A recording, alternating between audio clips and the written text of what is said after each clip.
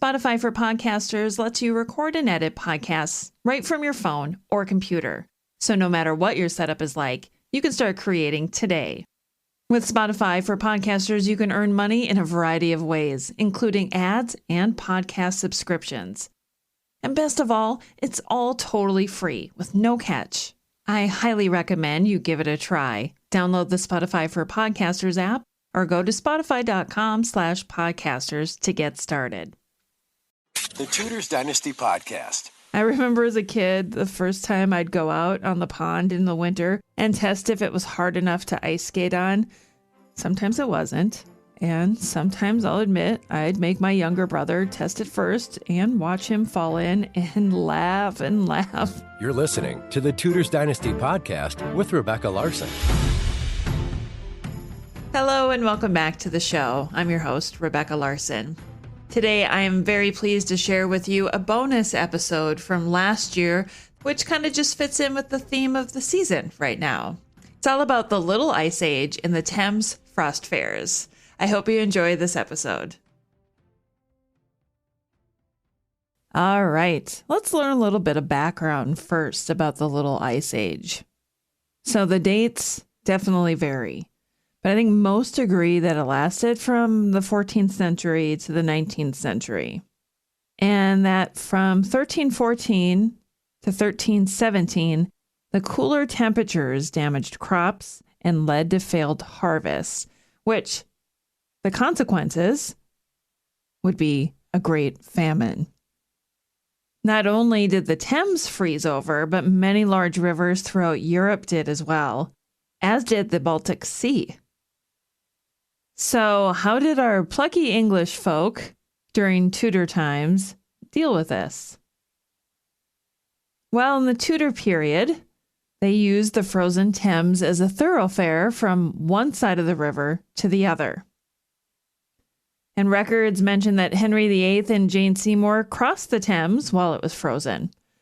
However, there's speculation as to whether they physically crossed the iced-over river or whether they crossed over the frozen Thames, maybe by way of the London Bridge. Chronicler Charles Risley even mentions that due to the ice, the royal procession made their way through London by way of riding, as there were no boats able to use the river at this time. But there is nothing to say specifically that they rode horses over the ice. And really, Henry VIII was pretty aware of his mortality at this time, so I'm not so sure that he would want to take that risk. But an interesting side note, his daughter, Elizabeth I, in 1564, is said to have walked across the ice and even played archery on it. With religion and superstitions ruling the world, the medieval and early modern people really looked for signs in everything around them. You can imagine what they were thinking about a frozen river. Now, at the beginning, I mentioned some hidden nuggets. These people who lived during this time saw divine providence through signals in the waters. These would alert them to imminent changes. An example? Well, on the 21st of April, 1659, two strange fish appeared in the Thames near the Tower of London. One had a head like a large black bull, having the perfect shape of his head and horns. Can you picture this? And the other was in the shape of a mermaid, whereby the creature had the head and chest of a perfect female form, and the bottom in the form of a fish with many scales. As these creatures traveled down the Thames, caught in fragments of ice until they reached the ocean and were released by the river. Londoners took it as a sign that the recent dissolution of Parliament was approved by God. But we also have some signs during the Wars of the Roses. Evidently, a river in Bedfordshire stood still until the fighting had ceased and Henry Tudor had taken the throne. How much truth is in that? I wouldn't hold much to that.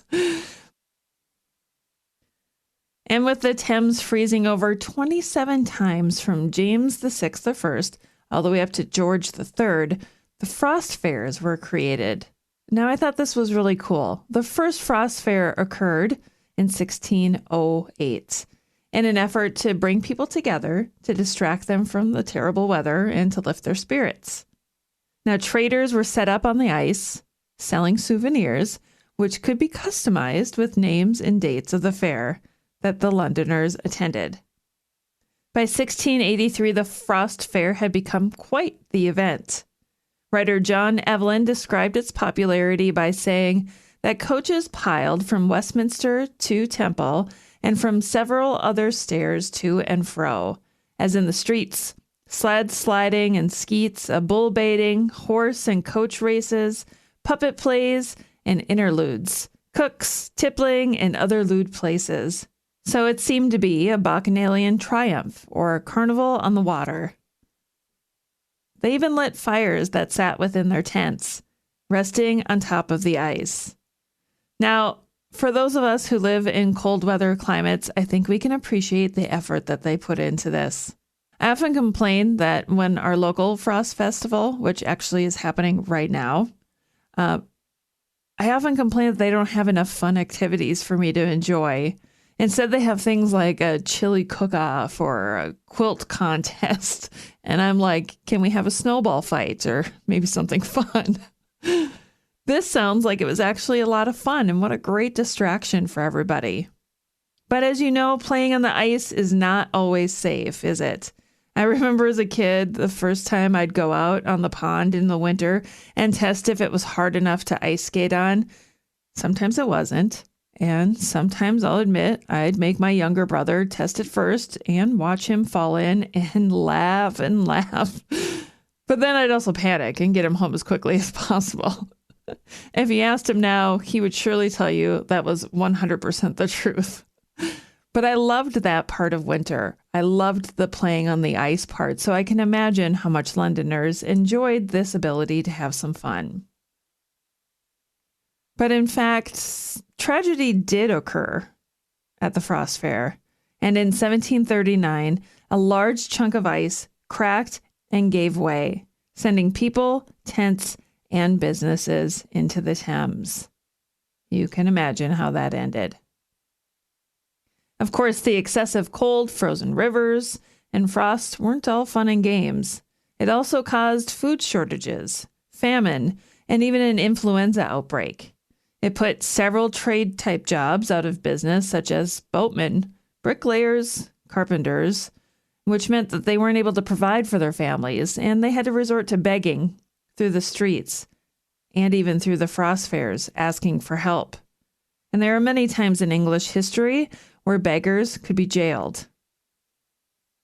Sadly, for the present-day Londoners, there has not been a Frost Fair since 1814.